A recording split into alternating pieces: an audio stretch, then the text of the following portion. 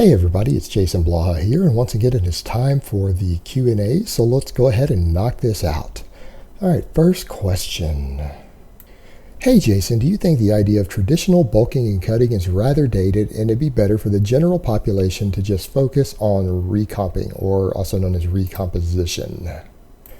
Now, I think bulking and cutting obviously has its place for certain people in certain competitive endeavors. But yeah, for the general population whose goals are just going to be fitness, health, gaining muscle, losing fat, just overall improved body composition, fitness, and health, I think bulking and cutting at this point, yeah, it is very, very dated for their goals because these people aren't working on timeline. They're not trying to hit specific weights for weight classes. They're not trying to get completely shredded for some photo shoot or competitive endeavor by a certain date.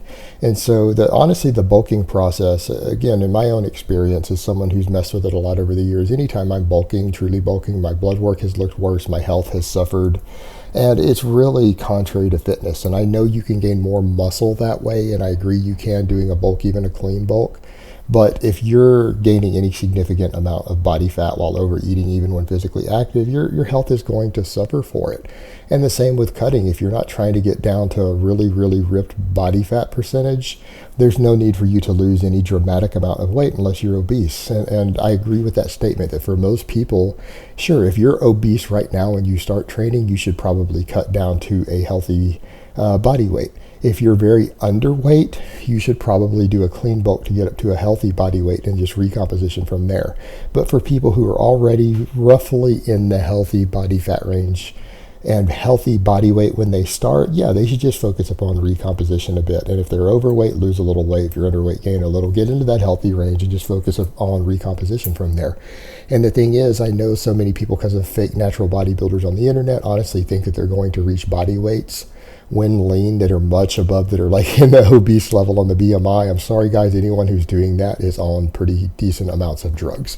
The natural human body is not going to do that purely from years of weightlifting. So again, this is stuff these fake natties miss. They perpetuated. Other than a tiny, tiny number of genetic outliers, you're simply not going to be able to gain that much muscle mass, enough that you're going to be in a really high overweight range on the BMI without any sort of drugs involved.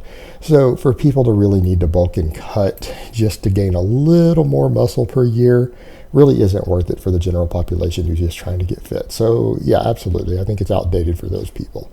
But for people in certain competitive endeavors, it still holds true and it's very, very valuable. All right, next question. Hi Jason, what are your thoughts and opinions about Lyle McDonald's Rapid Fat Loss Handbook and the Ultimate Diet 2.0? I personally believe it is pretty extreme, but do you think this style of dieting have any place in powerlifting, bodybuilding, or performance sports in general? I think you meant styles of dieting because these two books written by Lyle McDonald are two very, very different styles of dieting. They're both extremes, but they're extremely different. So they're kind of a different thing completely, each one. Are they extreme? Yes. Are they for the general population? Probably not. These are diet styles that are probably more suited for people with very extreme goals. So for most fitness enthusiasts, they're not going to be ideal. They are very extreme, but they do work. UD 2.0 is a very, very effective recomposition diet. But again, you're talking about something that is so highly structured that it is going to interfere with your day-to-day life. Normal people, sometimes with normal schedules and lives and social lives and things, are possibly going to struggle on a diet like that just because of the very, very strict nature of it. But in terms of it being the best recomposition diet I've seen out there for people who are trying to maximize recomposition at all other costs, including their happiness, social life, quality of life, everything else, it's probably the best one I've seen, is the Rapid Fat Loss Diet, which is basically just a redo of the protein sparing modified fast. Is it probably the quickest way to lose body fat while holding on to muscle mass? Yeah, it's probably the fastest thing I've ever seen. But again, it's very extreme. It's very harsh on your body, and it's going to be very harsh on your life in general. These are not diets, either one of these, that people need to be running if they're concerned with their overall quality of life. These are diets for people with extreme goals who are willing to suffer some negatives in their life as a result of it. So again, they're very extreme, but they do work. But again, probably not for most people. All right, next question. Hey Jason, what are your thoughts about using basketball for cardio? I'm a novice powerlifter and mostly do the big three, a few accessories 3 times a week. Thinking of using an hour of solo basketball practice 3 times a week as cardio, mostly jump shots and layups. Walking for an hour and listening to an audiobook has become pretty dull, lol. Alright, I don't have a problem with this. Here's the thing when it comes to your individual lower intensity cardio. The thing that you need to remember is that you need to find a style of cardio that you do for your low intensity stuff that you personally enjoy enough or you can tolerate enough to do it. I don't personally like basketball.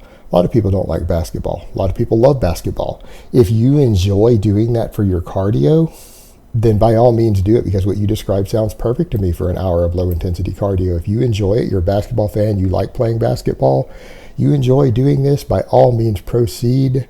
You have found something that's going to work for you as an individual if that's what you really enjoy. If you don't really enjoy it that much, then don't do it. Find something else. Hey, walking with an audiobook. I used to do that all the time when I was losing weight, again, trying to get back into shape. And again, that's not for everybody either. But I used to throw on a backpack and go walk for an hour or two while listening to audiobooks. In fact, I listened to the entire Game of Thrones series that way. So again, low intensity cardio is again about finding something that you can either enjoy doing or that you can tolerate doing week after week, month after month for your cardio. So yeah, give it a try if that's what you like. I don't see any problem at all. Proceed. All right, next question. Hey Jason, I'm planning on doing your novice program during the summer, and I'm curious as to how you find what weights to use. I watched the video for the plan, but I don't know how to pick a starting weight for each exercise. Thanks in advance, and thank you for your Q&A videos. They got me through the arduous experience of writing a term paper. Well, this is pretty straightforward as far as picking your weights. What you want to do is that you need to find a weight that is approximately, you think is going to be close to your 8 rep max, and go test it on each of these exercises. If you fall a little bit short, go to a 1 rep max calculator. If you only get 6 reps or you only get 5 reps or whatever it happens to be, then recalculate that based upon 8 rep set. So if you do 100 pounds and you thought you were going to get 8 reps and you get 5, go to the calculator and find out what your real 8 rep max would be, and that's where you start. And you know what? It is better on a very harsh progression program like my novice 5x5 for you to undershoot a little bit than to overshoot. So if there's any question in your mind as to whether you should be using 60 or 65 pounds, then start with 60, because since you're adding weight every single workout on all of these exercises, it's only going to be a very, very short period of time before you reach your true working weight. So if there's any question in your mind on the calculations, any question at all, you need to round down slightly and start with slightly less. In fact, if you wanted to even take what you calculated to be your 8 rep max and just drop 10 pounds off everything, it won't matter, because you'll be progressively overloading by the second or third workout no matter what. So again, it's better to start a little bit lighter.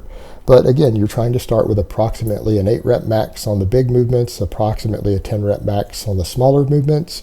And again, it's better to start a little lighter than too heavy, because if you start too heavy, you're going to bury yourself very, very quickly. And remember, the progression is so rapid on this program that even if you undershoot the lifts, you will still start making gains almost immediately. So don't worry about it if you undershoot it. In fact, it's better to do that if there's any doubt in your mind at all as to which number to use. All right, next question. Since I started dieting, I switched off pre-workout and hopped on coffee. I've lost some weight and kept most of my strength, but I find that my energy begins to fade after 30 minutes or so of my training. Could this be because the coffee isn't as strong as other pre-workouts, or is it the diet, or maybe even both? What do you think? Well, that could be a case of, if you've been running pre-workouts all this time, you might actually be addicted to pre-workouts now, in which case you're going to have a problem. You're going to have to wean yourself off of them and try to eventually get back to being able to train without them. This is one of my problems with pre-workouts, and one of the reasons I tell people to never start using them in the first place. Now, the other thing that you need to factor in, and this is going to be a bigger factor and probably the larger picture, you're dieting, you're losing weight. You're eating in a calorie deficit. Of course, you're going to have less energy over time unless you have a pretty hefty amount of body fat to draw as energy reserves. And when you say you're dieting, you might have started at a healthy body fat in the healthy range, or even slightly lean. When you start dieting and losing weight, you don't have fuel reserves to keep training on. Your energy and your performance is going to go down more quickly than you are used to when you're eating enough calories to maintain your body weight.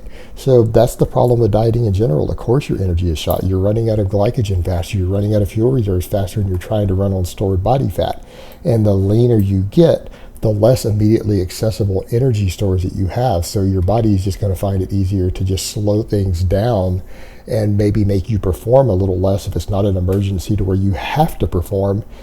Your brain and your hormones, everything, your body are going to be like, well, let's just slow it down a lot. Let's just be tired so that we don't expend energy and tap into these precious fat reserves that we need for the next famine. So that's really what's going on. It's more of a byproduct of dieting. Dieting sucks. Losing weight sucks. It has drawbacks to it, particularly for performance and energy, unless you are currently obese. So there's your biggest culprit. But remember, the pre-workouts could be an issue of pre-workout addiction, but most likely that just has to do with the fact that you are dieting and losing weight, and you might already be at a healthy body fat. All right, next question. You say that one set is enough for near maximum hypertrophy, assuming they are going near or to failure, thus hitting upper threshold fibers. What would your response be to this meta-analysis that claims by doing 2 to 3 to 4 to 6 sets, they notice a 40% greater hypertrophy-related effect on size in one set in both trained and untrained subjects? Now, he did note in a response further down that they didn't necessarily note what their frequency of training is, and that's the point I want to make with people when it comes to training volume and this low set training.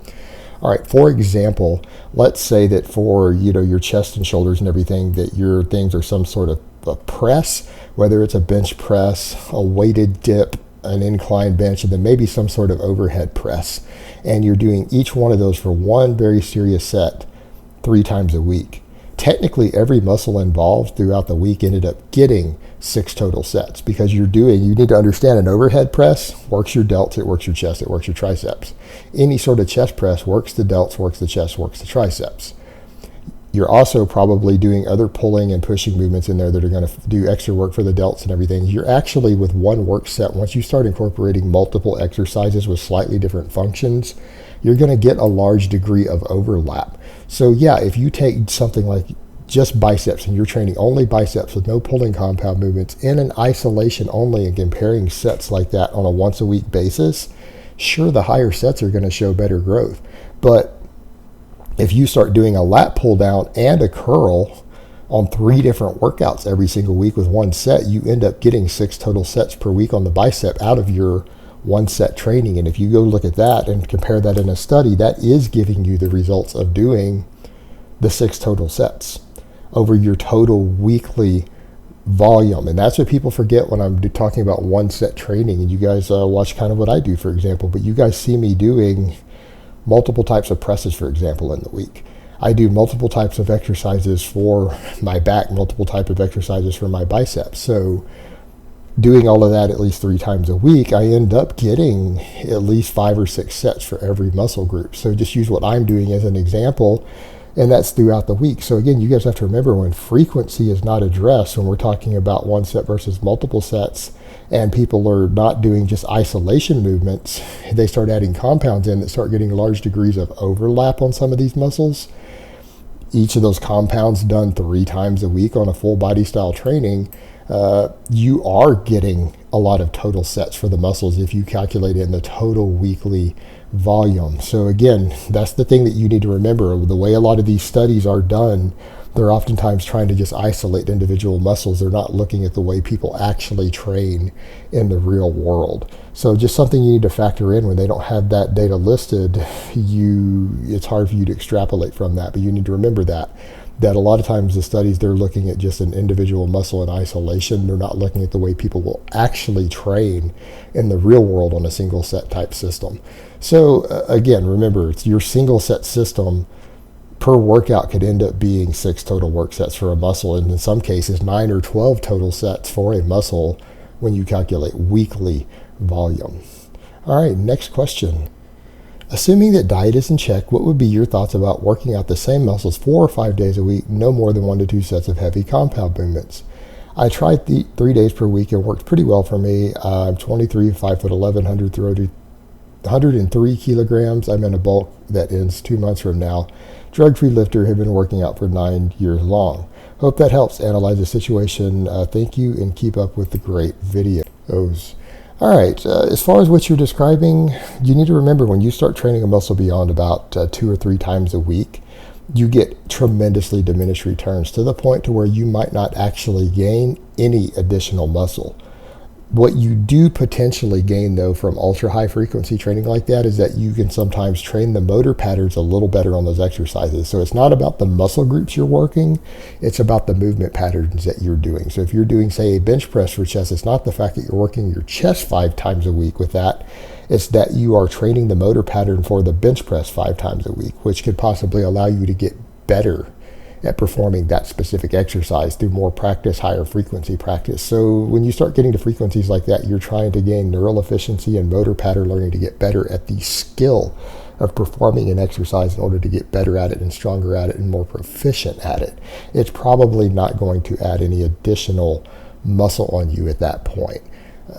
But is it reasonable? Yeah, as long as you're recovering from it. If you're recovering fine, then, and you enjoy training that way, you're not getting sore joints, sore connective tissue, by all means proceed. I've advocated that sort of training many, many times over the years.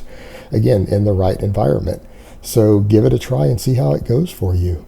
All right, next question. I know you advocate the push press, but what about behind the neck push press for fuller development, since you're also bringing a large portion of the upper back into the movement? And can you therefore say it's an even more athletic movement than doing it from the front? I don't know that I would say that it's a more athletic movement. I think for some sport-specific purposes, it could be a better exercise due to it bringing the upper back in more, being a little more trapezius and things like that, and a little more rear delt. Could it be better shoulder girdle exercise? Potentially. It also carries a higher degree of risk. And so I actually like, for some athletes who have the mobility and the background and the strength to do a behind the neck push press, I think it's fine. I think it's wonderful for certain athletes.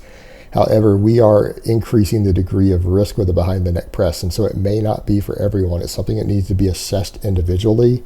And so me personally, I'm never going to just prescribe something like a behind the neck push press as just a universal exercise for a wide variety of athletes, as any sort of cookie cutter movement. Because again, you're dealing with a pretty high degree of risk that may not be necessary for your individual development. It does, however, have probably better overall shoulder girdle development potential. But in terms of overall athletic potential and power potential, I think the push press to the front is probably going to edge that one out a little bit. So again, there's a lot of factors to look at. The answer to your question is really not straightforward in light of that. All right, next question. What is your opinion on blood flow restriction training? Is it an effective way to build muscle with low weight, or is it bullshit?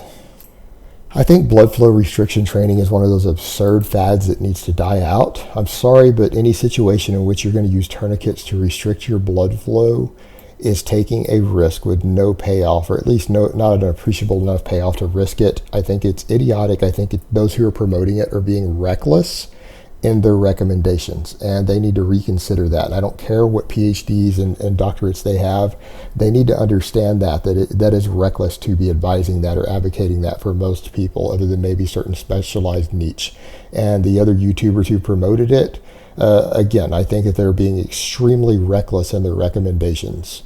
Now, I am aware that there is data out there, studies showing it could have some benefits, but the problem is that what I would always ask those who've conducted these studies or those who want to analyze these studies, why aren't you guys comparing similar groups without the tourniquets? Take the tourniquets off and use the same ultra light weight for the high reps and the high volume that they're doing with this blood flow restriction and see if you get the exact same, if not better results. Because the idea that they're doing, every study I've seen, they've compared it to utilizing heavier loads. All right, so they're doing it and saying, well, it seems to work just as good as if we use a heavier weight for less reps without the blood flow. However, we have other studies that have come out in recent years showing you get these large amounts of anabolic metabolites from doing any sort of ultra high rep training, even with 30% of your max, particularly like with isolation work and things. It is producing really good hypertrophy, just as good as traditional hypertrophy work. without the tourniquets. So in light of that, it may not be the blood flow restriction that's giving those results. It's the fact that you're doing ultra high work with deep metabolic fatigue that's producing those metabolites, and it would do the same thing with or without the tourniquets. So that's the one thing that never seems to be addressed when people bring up this whole thing with blood flow restriction training studies. The variables are not properly controlled, at least in my opinion, on it. And until we get multiple independent studies where they've properly addressed the variables, you're never going to see me advocate something like that has a potential risk and adds an extra hassle and requires more equipment for your training when it may not actually be beneficial in any way. So I just can't get behind it. It just seems reckless and stupid at this point to actually be advocating it and recommending it in light of the fact that the studies haven't really been done properly enough for, I think, a reasonable person to really get behind it. All right, next question. Do you think the internet has been a blessing or a curse for the lifting and fitness enthusiasts? My personal take, not part of the question. On one hand, you can go online and watch all manner of inspirational videos to get you pumped up or for getting in shape or hitting PRs. On the other hand, it has skewed the idea of what is considered fit, strong, etc. greatly to the point where nobody can just lift and be proud of it anymore because the armchair critics have come in and spewed BS to bring them down. I actually agree with both points. I don't agree with the motivation thing. I'm sorry, but if you need someone else to motivate you to train, you're probably not going to make it as far as lifting. It's probably not the thing for you. You need to step back and just focus upon not really putting that much effort into it and just making it a part of your fit lifestyle to be healthy. If you actually need external motivation, it is not coming from you internally. Lifting is really not as much of your thing as you truly think it is if you need that motivation. That's a little side caveat over. I agree with your other points of it allows people access to a lot of good information. It unfortunately allows access to a lot of bad information. It allows an access to both, and that creates a confusion. So right there, it's good and bad. The downside, again, goes back to the motivation end of people shouldn't be looking that for external motivation. And when they do, because of the standards, the armchair critics, all the nonsense, the fake plates people use. My God, how many YouTubers have now been accused and other people have said, yeah, he was using fake plates when I was at the gym. A lot of the guys are using fake plates. They're not even lifting real weight. Guys Photoshop. They use huge amounts of gear. They use diuretics for photo shoots, everything. And so the look that people obtain, the strength that people obtain, the fact that the best in the world are all on the internet also, that anyone outside of their elite genetics with 10 or 12 years of solid coaching and training experience with amazing genetics, the fact that these standards have been raised so high that no one can actually be proud of what they do if they post it on the internet anymore, it has been demoralizing in a way, and it has made it impossible for those who follow the community too closely, the average lifter and fitness enthusiast, to actually be able to just be proud of their progress. Because there used to be a time to where other people saw someone making progress, and they still do that in gyms today. Someone's making progress, people go, hey man, I noticed your progress, that's great, keep doing what you're doing, I'm proud of you. On the internet today, someone who's making progress will be told that they're shit, they're garbage, that it's not good enough because there's someone else on the internet better at what they're doing than they are. So if anything, this community is very demotivational, and I think in large part of it is because so many people on the internet with anonymity to hide behind, but also because the bodybuilding world has injected itself greatly into the fitness world, and bodybuilders tend to be very insecure in their mindset. They tend to be very feminine in their mindset. They act like catty girls, and so like women do, who are young girls, high school girls still, who aren't grown women yet, they tend to drag each other down with cattiness, and we see the exact same behavior in the online fitness world due to just the bodybuilding mindset, which is a feminine mindset in many ways. And again, younger guys, so then they behave like high school girls with their cattiness, and so it drags the whole community down. And yeah, it really makes it difficult for people to get any sort of motivation or be proud of what they do due to the internet culture. So it's been a massive blessing and a massive curse. All right, guys, but that's really all I have to say on that today. I hope it's been informative, and I will talk to you guys next time.